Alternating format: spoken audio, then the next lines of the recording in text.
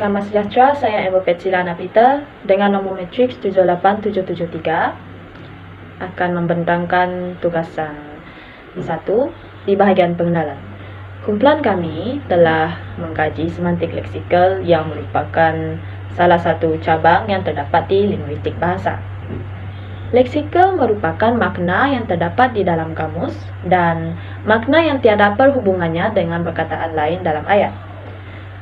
Maksud semantik leksikal pula adalah hubungan erti atau makna suatu perkataan kerana setiap kata-kata atau perkataan mempunyai maksud yang berlainan dan menyampaikan maklumat yang berbeza. Semantik leksikal juga menganalisis tentang apa yang disampaikan dan dimaksudkan oleh sesuatu perkataan dalam sesuatu bahasa tanpa melibatkan penggunaan ayat. Kumpulan kami telah memilih dialek Melayu Sarawak untuk dianalisis dan dikaji berdasarkan aspek semantik leksikal ini kerana ia mudah bagi kami untuk memahami dan mendapatkan maklumat. Kami mengkaji kajian ini berdasarkan objektif kajian yang berikut, iaitu mengenal pasti perkataan dalam dialek Melayu Sarawak DMS yang menonjolkan semantik leksikal. Dan yang kedua, menjelaskan dan menguraikan penggunaan perkataan semantik leksikal dari aspek sinonim, antonim, hiponim, homonim, homofon, dan homograf dalam dialek Melayu Sarawak DMS. Seterusnya, metodologi kajian. Kajian ini merupakan kajian pemerhatian dan menerangkan data kajian secara deskriptif. Pendekatan metodologi yang digunakan adalah menganalisis dokumen atau jurnal yang dirujuk dalam Google Scholar. Untuk memenuhi objektif kajian, data yang diperoleh akan diterangkan dengan lebih terperinci bagi penggunaannya dalam semantik leksikal. Oleh itu, kajian ini merupakan kajian kualitatif yang mendeskripsikan dapatan kajian secara terperinci. Seterusnya, kaedah mendapatkan data. Data kajian yang dipilih berdasarkan pengetahuan pengkaji kerana pengkaji merupakan penutur asli dialek Melayu Sarawak, tetapi pengkaji hanya membataskan kajian kepada dialek Melayu Sarawak bahagian Asajaya kerana keunikan pilihan bahasa di kawasan tersebut. Seterusnya, kaedah analisis data. Pengkaji memilih dialek Melayu Sarawak supaya mudah untuk mencari definisi dan maklumat dialek. Pengkaji juga menggunakan kaedah rujukan laman sesawang seperti Google Scholar untuk mendapatkan maklumat. Para pengkaji memilih maklumat dan laman web yang dipercayai ketulinan maklumatnya serta meletakkan senarai rujukan yang diperoleh bagi mengelakkan berlakunya plagiat. Itu saja daripada saya akan serahkan kepada pembentang yang seterusnya. Untuk dapatan kajian yang pertama adalah sinonim. Menurut Rahman, sinonim merupakan satu daripada bidang semantik dalam komponen ilmu linguistik yang menyentuh struktur makna dan hubungan antara makna perkataan. Secara umumnya, kita memahami bahawa sinonim merupakan makna kata yang sama ataupun penggunaan perkataan yang berbeza tetapi mendukung makna yang satu. Dalam kajian yang dilakukan oleh Lydia pada tahun 2018, penggunaan konsep semantik yang diutarakan oleh Palmer yakni synonymy is used to mean sameness of meaning, yang bermaksud penggunaan yang menunjukkan kesamaan makna dalam sesebuah perkataan atau ungkapan.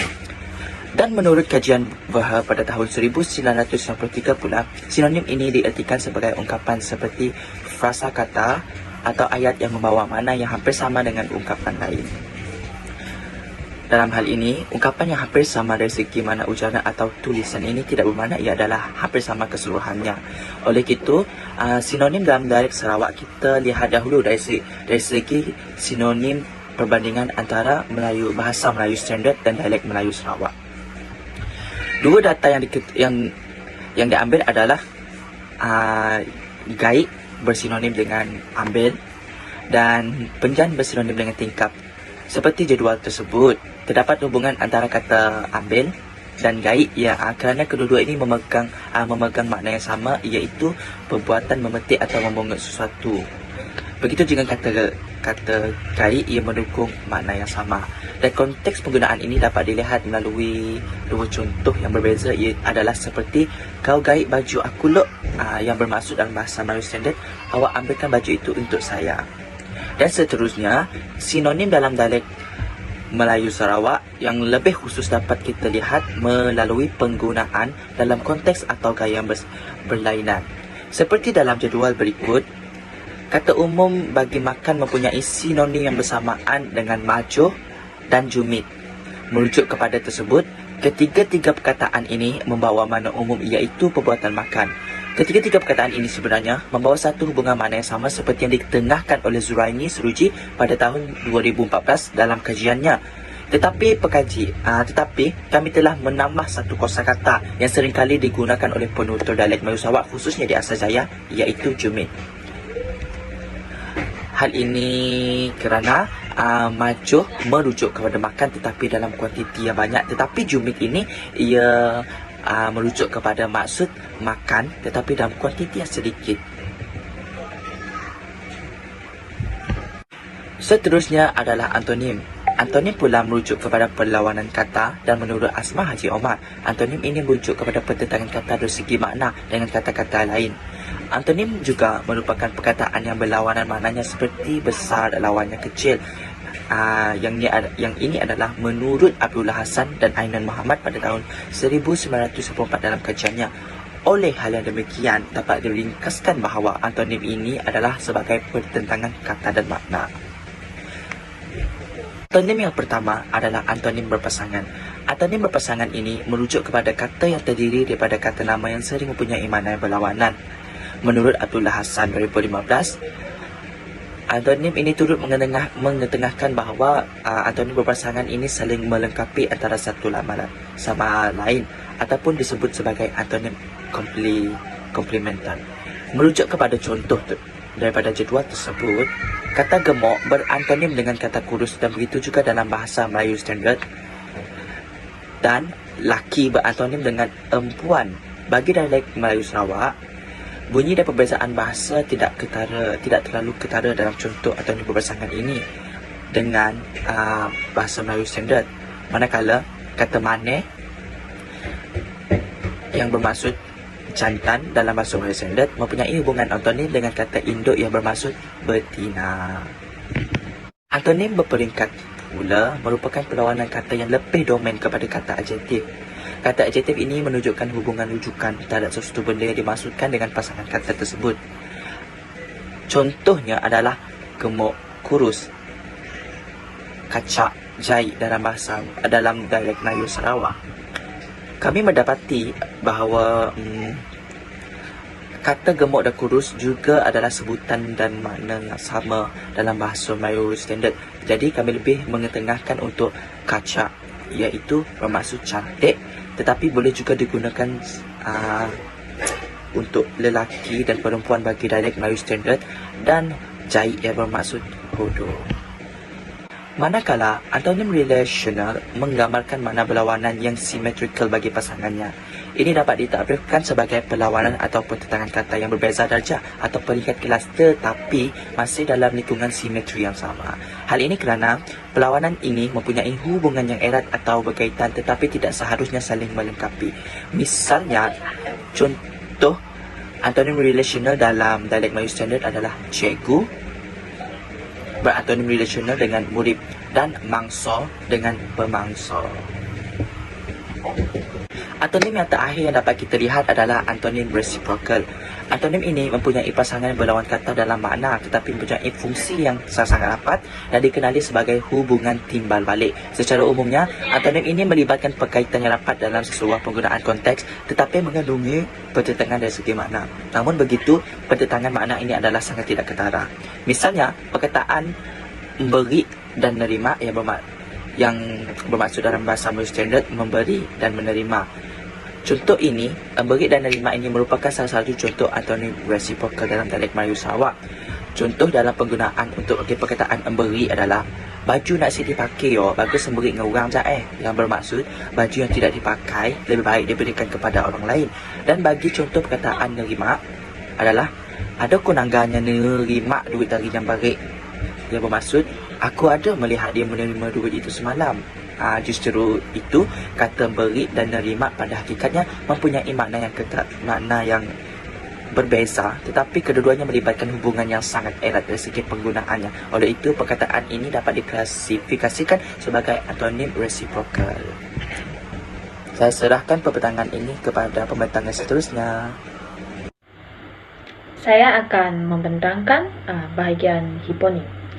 Hiponim adalah kata yang mempunyai lingkungan dalam struktur makna. Berdasarkan Kamus Dewan edisi keempat, hiponim adalah kata yang maknanya terangkum dalam makna kata yang lain. Misalnya, kambing, lembu, dan rusa adalah hiponim daripada binatang. Hiponim juga mempunyai hubungan kekeluargaan antara perkataan. Berdasarkan kajian, kami telah mendapat 2 data yang dapat menguraikan hiponimnya di dalam dialek Melayu Sarawak. 2 perkataan tersebut adalah binatang dan warna. Hiponim bagi perkataan binatang adalah rusa, asu, boya, itik, dan manok. Maksudnya di dalam bahasa Melayu adalah kucing, anjing, buaya, itik, dan ayam. Bagi data yang kedua iaitu warna. Hiponim bagi perkataan warna adalah warna hitam, warna putih, warna hijau, warna kalas, dan warna engkodok. Maksudnya di dalam bahasa Melayu adalah warna hitam, warna putih, warna hijau, warna merah jambu, dan warna ungu. Kita dapat lihat di sini, semantik leksikal jelas mewujudkan hubungan kekeluargaan di antara perkataan. Ini saja daripada saya. Sekian, terima kasih. Aspek leksikal yang seterusnya adalah homonim. Menurut Abdullah Hassan, homonim mempunyai makna yang berbeza tetapi mempunyai ejaan yang sama dan sebutan yang sama. Begitu juga dengan kenyataan Siti Hajar yang menyatakan homonim merupakan 2 atau lebih perkataan yang mempunyai sama ada bunyi ataupun ejaan yang sama tetapi mempunyai makna yang berbeza. Contoh homonim yang terdapat dalam bahasa Melayu adalah sedang. Sedang mempunyai bunyi dan ejaan yang sama tetapi mempunyai maksud yang berbeza. Yang pertama adalah melakukan sesuatu, contohnya nenek sedang memasak. Yang kedua memaksud sederhana, contohnya baju ini bersaiz sederhana. Homonim juga terdapat dalam dialek Melayu Sarawak. Yang pertama adalah tapak. Dalam bahasa Melayu standard, tapak bermaksud bahagian bawah kaki, manakala dialek Melayu Sarawak bermaksud pinggan. Yang kedua pelan.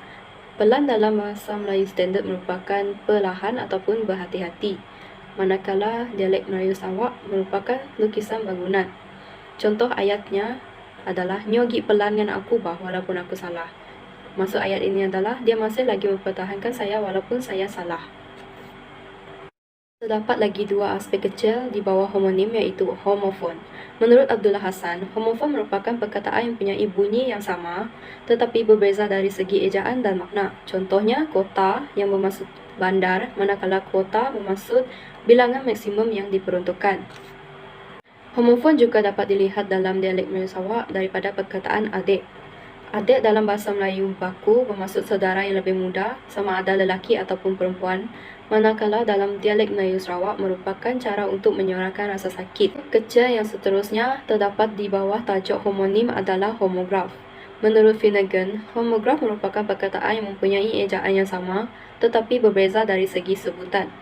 Perkataan homograf terdiri daripada homo bermaksud sama dan graf bermaksud tulisan. Contoh homograf yang terdapat dalam dialek Melayu Sarawak adalah tetap. Tetap membawa 2 maksud iaitu ketawa. Contoh ayatnya adalah benar aku tetap rito, nak ingat orang tepi gi.